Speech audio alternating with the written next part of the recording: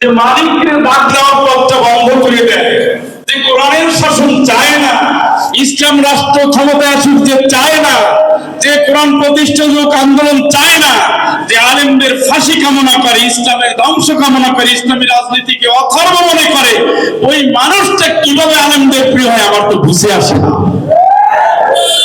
আদর্শের ক্ষেত্রে আপনি রাসূলকে কোথায় রাখছেন? আবু জেহেলকেই তো আপনি ভালোবাসলেন,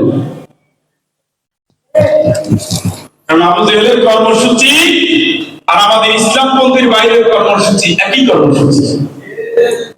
কথা মনে হয় ক্লিয়ার হন না? হয়েছে? মুহাম্মদ সাল্লাল্লাহু আলাইহি ওয়াসাল্লামের কর্মসূচির সাথে কোনদিন আবু জেহেলের কর্মসূচি মিলছে? মুহাম্মদ সাল্লাল্লাহু আলাইহি ওয়াসাল্লাম আইন চাই জবাব দিবেন তো? রাসূলকে অনেক খুশি অফার দেওয়া হয়েছে, আপনিও জানেন, আমিও জানি, সবাই জানে। এমন সম্পদ দেব যে কোনদিন আর অভাব আসবে না, রাসূলকে এই অফার দেওয়া হয় নাই? হয়েছে না? সুন্দরী নারী অফার, ক্ষমতার অফার না, একটাও নবী দেন নাই, আমরা নিচ্ছি। কারণ কি? কেন আমরা কেন নিচ্ছি? আমরা আদর্শ থেকে আমার অনুসরণ করো, আমি লোভের কাছে না করি না, আমি সেই মুহাম্মদ। 29 দিন যাবত আমি না খেয়ে পেটে পাথর বেঁধে পরীক্ষা গ্রহণ করে 29 দিন যাবত আমি অন্তরের যুদ্ধ করেছি, আমি সেই মুহাম্মদ। আমি সেই মুহাম্মদ পেটে পাথর বেঁধে আমি লড়াই করেছি, আমি সেই মুহাম্মদ। রাতে আধারে আমি এলাকা ত্যাগ করেছি, আমি সেই মুহাম্মদ। বাতিলের নির্যাতনের মুখোমুখি হয়েছি, আমি সেই মুহাম্মদ। জীবনে কোনদিন পেট ভরে খাই নাই, আমি সেই মুহাম্মদ। বাতিল আমাকে নির্ভীকভাবে পথ চলতে দেয় নাই, আবার তন্ত্ররূপে নারী ভরে দিয়েছে, আমার কণ্ঠ রোধ করতে চেয়েছে, আমার গলায় গামছা বাঁধা হয়েছে, আমাকে বিষ মিশিয়ে গোশতের ভিতরে খাওয়ানো হয়েছে, আমি সেই মুহাম্মদ। আমার জীবনের নিষ্ঠার দাম দিচ্ছিল, আমি আল্লাহর কোরআন থেকে একটা সেকেন্ডের জন্য মরে যাই না, সরে যাই না। তোমরা আমি সেই মুহাম্মদকে অনুসরণ করো, তোমরা সেই মুহাম্মদকে অনুসরণ করো, তোমরা সেই মুহাম্মদকে অনুসরণ করো। লোভের কাছে বন্ধু পরাজিত হইও না, লাভের কাছে তুমি নত হইও না।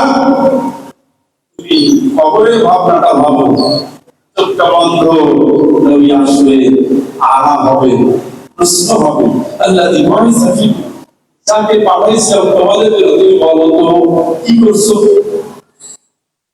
সারা দুনিয়া সব রকম এক পাল্লায়, আমার নবী এক ফোঁটা রকম এক পাল্লায়, ওই এক ফোঁটা ওজন বেশি হয়ে যায়। নবী এত রক্ত দেয়, এমনি এমনি দেয়, এমনি এমনি দেয়। উম্মাহকে জানিয়ে গেছে দিয়ে বিষয়টা রক্তের কোনো বিকল্প নাই, যারা রক্ত দিয়ে তোকে বিজয়ী করতে পারবে। আমি আল্লাহ ওয়াদাল্লাহুল্লাযীনা আমানু ওয়া আমিলুস সালিহাতি লা ইস্তাখলিফান্নাহুম, এই যে ঈমানদার এবং ভালো আমলকারীকে আমি আল্লাহ অবশ্যই দুনিয়ার ক্ষমতা দান করব। কারণ আল্লাহর ওয়াদা জোয়াদার পথে হাঁটছে বাংলাদেশ, এত রক্ত বাংলাদেশে ঝরেছে। ইসলাম পন্থীদের এমন কোন জনপদ পাবে না যে জনপদের রক্ত না। এমন কোন ইউনিভার্সিটি দেখানো মুশকিল যে ইউনিভার্সিটিতে রক্ত না। আপনারা ঢাকা ইউনিভার্সিটির কথা বলছেন, শহীদ আব্দুল মালিক দিয়ে সেখানে যাত্রা শুরু হয়েছে রক্তের কথা। আমি রাজশাহী বিশ্ববিদ্যালয়ের দিকে তাকাই, আয়ুব খলিল, কতজনে আমি নিজে এই অঞ্চলে লাশ নিয়ে এসেছি।